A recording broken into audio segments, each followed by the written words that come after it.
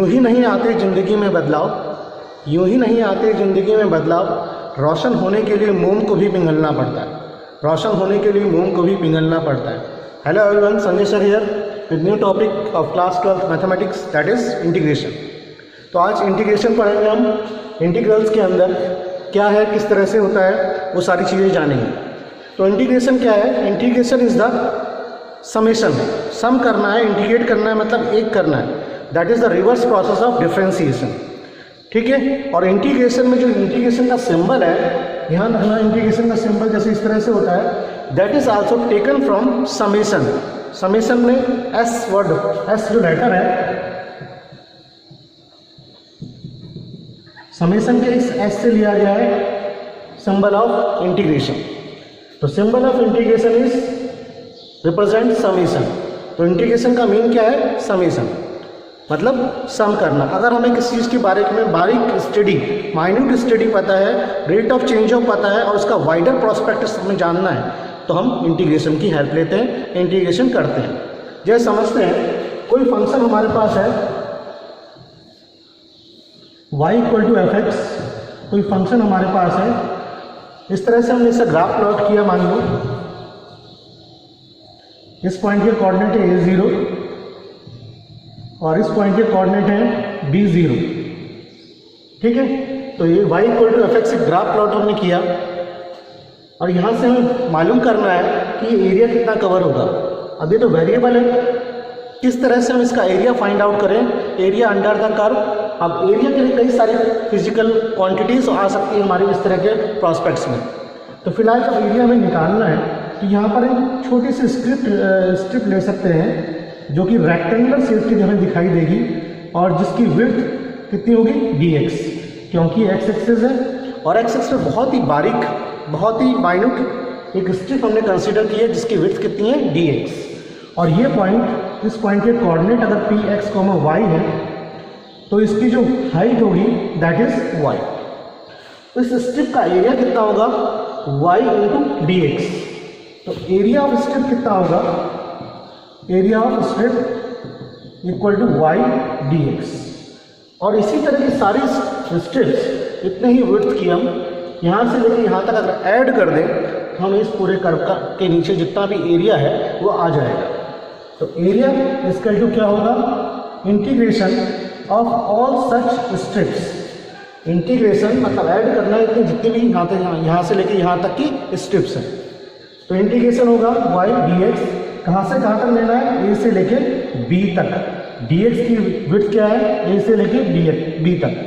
तो a से लेके b तक जितनी भी स्ट्रिप्स हमारे पास आ रही है ऐसी, उन सबको अगर हम ऐड कर दें तो we can get the area. तो this is the basic application of integration.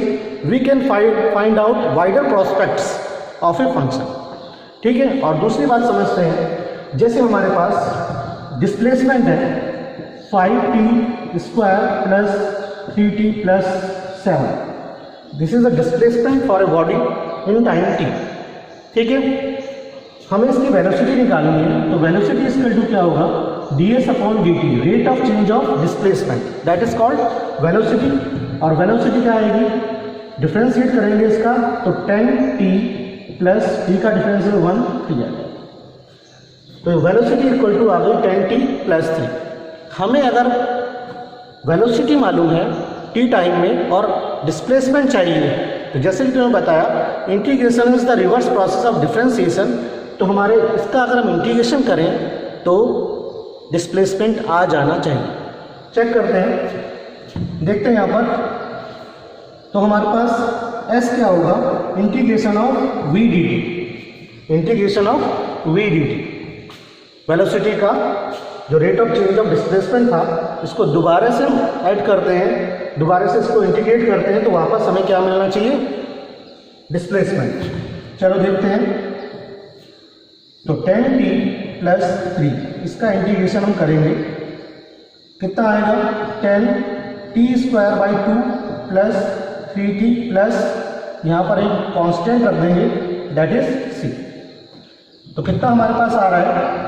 5t² + 3t + c, that is the displacement. अब चेक करते हैं इसको, और ओरिजिनल डिस्प्लेसमेंट हमारा क्या था? देखो 5t² प्लस 3t प्लस 7 था, 5t² प्लस 3t प्लस 3 हमारे पास आंसर आया। मतलब वेलोसिटी अगर हमारे पास थी तो डिस्प्लेसमेंट हमारे पास आ गया with the help of integration. तो इस तरह से दोनों प्रोसेस एक दूसरे के रिवर्स है।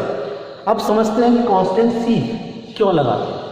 जब हम इंटीग्रेशन करेंगे तो इंटीग्रेशन हमने इस फैक्टर का किया है 10t प्लस 3, तो 10t का इंटीग्रेशन हो गया, 3 का हो गया, जो टर्म है ही नहीं उसका इंटीग्रेशन कहाँ से होगा। तो ऐसी कोई टर्म्स जो डिफ्रेंसिएशन के दौरान छूट गई हैं या जिनका डिफ्रेंसिएशन 0 हो गया है या जो टर्म कांस्टेंट थी उनको इंटीग्रेशन में डिफ्रेंसिएशन में नहीं आई है, तो जब हम इंटीग्रेशन करते हैं तो इसके लिए क्या लगाते हैं कांस्टेंट, और इस c की वैल्यू यहाँ पर क्या है 7। तो इस तरह से जब भी हम कोई इंटीग्रेशन करेंगे, इनडेफिनिट इंटीग्रेशन हम करेंगे, तो इंटीग्रेशन करने के बाद एक कांस्टेंट टर्म लगाएंगे c, और c का क्या मतलब है, यहाँ पे c का क्या सिग्निफिकेंस है वो यहाँ से हमें समझ में आ जाएगा। क्योंकि डिस्प्लेसमेंट में 7 था, डिफरेंसेस करके वेलोसिटी निकाली 10t प्लस 3 आया, इसका हमने इंटीग्रेशन किया। इंटीग्रेशन में क्या होता है, पावर एक बढ़ जाती है और नीचे उसी से डिवाइड करते हैं, तो 10t²/2, और कांस्टेंट टर्म का इंटीग्रेशन क्या होता है 3 इंटू वेरिएबल 3t प्लस हमने c रखा, तो डिस्प्लेसमेंट हमारे पास आया 5t² plus 3t plus c, तो c रिप्रेजेंट 7। तो इस तरह से जब कभी भी हमें इंटीग्रेशन निकालना होगा, इनडेफिनिट इंटीग्रेशन, तो एक कांस्टेंट का इस्तेमाल करेंगे जिसकी वैल्यू 0 भी हो सकती है, और फंक्शन के अकॉर्डिंग जो कंडीशन में दी होगी उसके अकॉर्डिंग ओरिजिनल वैल्यू तक हम पहुंच सकते हैं। ओके, तो this is the basic concept of integration. तो integration is the reverse process of differentiation. Integration means एक करना, सम करना, that is represented summation. Summation का लेटर जो s है उसी से ही हमने इंटीग्रेशन का सिंबल लिया है, और इसी इंटीग्रेशन में जो हम करते हैं, जो सिंबल हम इस्तेमाल करते हैं, that is taken from letter s and s for summation. Okay, तो it is the application that we can find out area if you know the function, we can find out anything. जैसे displacement हमने किया, velocity निकाल दी, velocity का वापस displacement निकालना है तो इंटीग्रेशन का इस्तेमाल कर सकते हैं। कोई भी माइन्यूट स्टडी अगर हमें पता है तो उसका वाइडर प्रॉस्पेक्ट्स क्या होगा उसको निकालने के लिए हम इंटीग्रेशन का इस्तेमाल करते हैं। ओके, अब हम कुछ फॉर्मूले देखते हैं इंटीग्रेशन के, बेसिक फॉर्मूले क्या यूज़ हो, कहाँ कितने यूज़ होंगे, और उसके बाद हम उसके ऊपर क्वेश्चंस देखते हैं। ओके, चलिए अब कुछ बेसिक स्टैंडर्ड फॉर्मूले देखते हैं इंटीग्रेशन के, कि इंटीग्रेशन करके उनको क्या क्या आएगा। देखते हैं 1 बाई 1। x⁴n, अगर वेरिएबल की पावर n है तो उसका इंटीग्रेशन होगा x⁴n + 1/n+1। पावर एक ऐड हो जाएगी और उस जो ऊपर पावर आएगी ऐड होने के बाद उसी से डिवाइड होगा। और जैसे कि मैंने बताया इंटीग्रेशन कांस्टेंट बहुत ज़रूरी है, इंपॉर्टेंट है, वो साथ में c सबके साथ चलेगा। सेकेंड रिलेशन, कोई कांस्टेंट टर्म अगर हमारे पास है उसका इंटीग्रेशन क्या होगा, a इंटू जिसके रेस्पेक्ट में इंटीग्रेट कर रहे हैं वो वेरिएबल आ जाएगा। x के रेस्पेक्ट में कर रहे हैं तो ax, और अगर dt है तो t आ जाएगा 80। 1/x का इंटीग्रेशन होगा log x, 1/x का log x, e⁴x का इंटीग्रेशन e⁴x, a⁴x का इंटीग्रेशन होगा, a मतलब कांस्टेंट नंबर उसकी पावर x, तो a⁴x/log a। जैसे 10 की पावर x है तो 10 की पावर x का इंटीग्रेशन होगा 10 की पावर x/log 10, ठीक है। और sin x का integration minus cos x, cos x का इंटीग्रेशन sin x, sec²x का इंटीग्रेशन tan x, cosec²x का minus cot x, sec x tan x का sec x, cosec x cot x का minus cosec x, tan x का minus log cos x, ये log sec x भी हो सकता है, cot x का log sin x, sec x का log sec x plus tan x, और cosec x का log cos x minus cot x। तो इस तरह से कुछ बेसिक स्टैंडर्ड फॉर्मूले हमारे पास हैं, कुछ और नए फॉर्मूले अभी बाद में आएंगे, धीरे धीरे हम सारी चीज़ सीखेंगे। अब इसके बाद हम NCERT एक्सरसाइज 7.1 को देखते हैं, उसके कुछ इंपॉर्टेंट क्वेश्चंस सॉल्व करते हैं with the help of integration, with the help of this फॉर्मूले, ठीक है।